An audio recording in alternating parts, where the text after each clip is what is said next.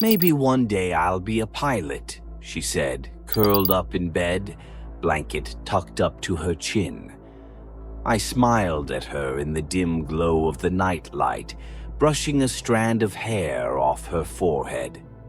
You'd be the best pilot the sky's ever seen. Her ceiling was dotted with those glow-in-the-dark airplane stickers, fighter jets, gliders, helicopters, and stars, all frozen mid-flight. They'd been there since she was 3, back when her mother and I were still together and we all lived in that old rental. We peeled them off and brought them here when we moved. A tiny bit of control in a world we couldn't. She tilted her head toward me, serious now. Real pilots don't read bedtime stories, Daddy. They don't? I asked, pretending to be surprised. Nope. They're way too busy flying to faraway places. You can't hold a book if you're holding the controls. Well, maybe they read on autopilot. She squinted at me like she knew I was bluffing, then turned her head back up to the glowing ceiling. I kissed her forehead and stood, placing the half-read book on her nightstand. You win this round, Captain. Good night, Daddy. Night, Jules. I switched off the lamp. Her face disappeared into the greenish hue cast by the ceiling above. For some reason, the glow from those cheap stickers had always felt stronger in her room than anywhere else, like they soaked up more light than they should have during the day. Or maybe it was just that her room was always a little too dark. Her idea. I lingered for a moment in the doorway, watching her eyes trace the jets across the ceiling. Later that night, I was in my office corner doing what I did most nights, hammering away at spreadsheets for a city contractor job I didn't love, but did well enough to keep us afloat. I had once dreamed of being an aeronautical engineer. Maybe that's where Jules got her obsession with flying. I used to sketch designs on napkins during slow shifts at the gas station I worked through college. That dream flew right past me, though. Rent came due faster than my diploma did. It had started raining, fat drops against the window pane. Thunder rolled somewhere far off, the kind that feels miles away but shakes the house all the same. I remember thinking it was the perfect night for hot tea and early sleep. Then I heard it.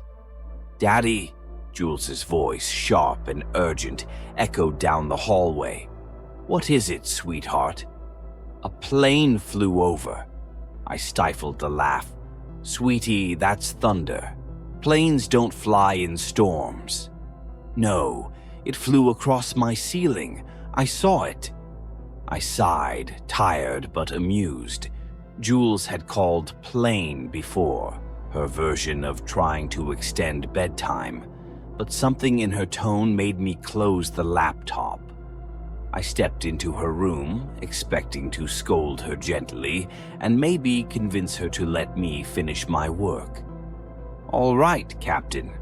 What's going on?" She pointed at the ceiling with a tiny, serious finger. That one. It was one of the larger glow-in-the-dark jets. It moved. It flew from there to there. Her finger traced a short diagonal across the ceiling.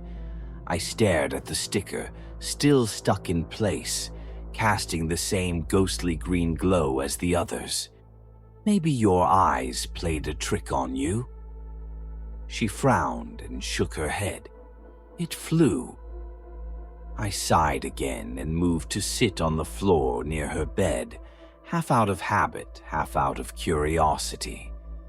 "Okay, let's watch it. If it moves again, we'll call it a mission." She nodded and snuggled deeper into the covers, eyes fixed on the ceiling. I glanced up too, and waited. A full minute passed, then something shifted, just a little. One of the smaller plain stickers near the corner trembled. My breath caught. I blinked hard, rubbed my eyes, and looked again. It had stopped moving, but I knew what I saw. Another tremble. A glider this time, lazily drifting half an inch toward the room's center. "What the hell? Daddy, look!" Jules whispered, clutching my arm. Another jet shifted, then a helicopter rotating slowly as if scanning the room. I stood. "Okay, that's enough." "But they're flying," she said, almost pleading.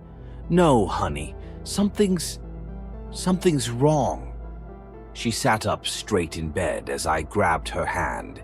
The ceiling lit up brighter somehow, all the stickers now beginning to shift in silent choreography. It looked like a miniature air show, slow, precise, hypnotic, the kind of impossible movement that crawls under your skin. Jules was smiling now, enraptured. "It's like they're showing me." "No, Jules, we need to go." I yanked the covers off.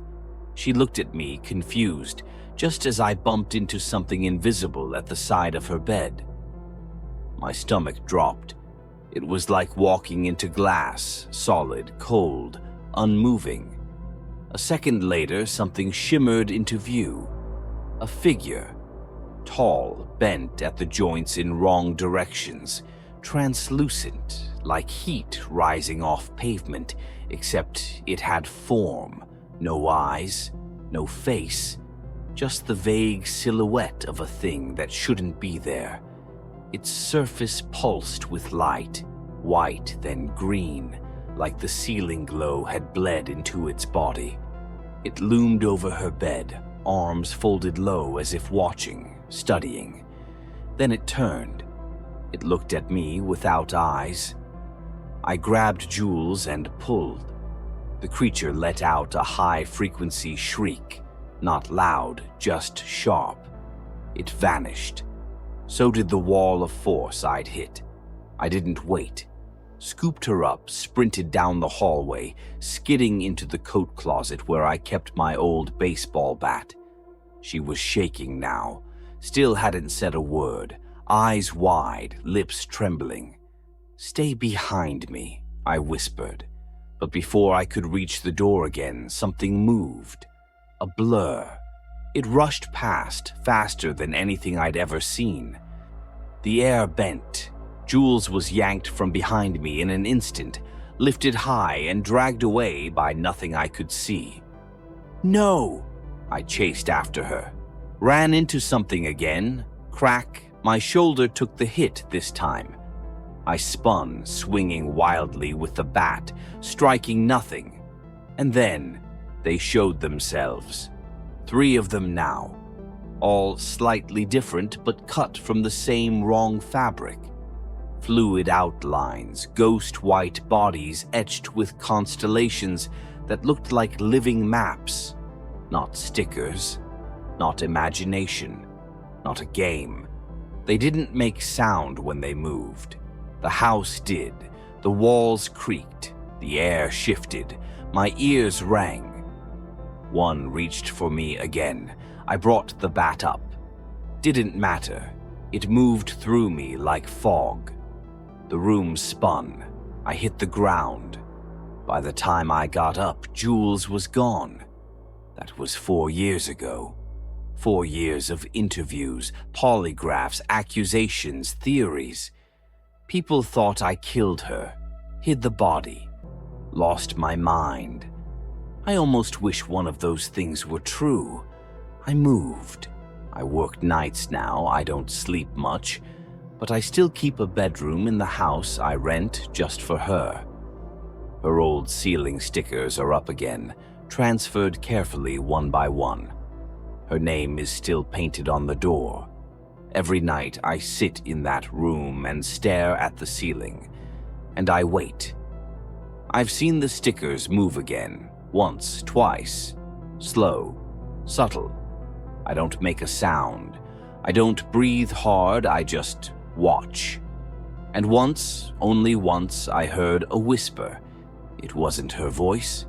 It was smaller than that, softer, like wind through grass. She's learning to fly. I don't know what they are. I don't know what they want. But I think Jules is alive. Maybe she's flying now. Maybe one day she'll come back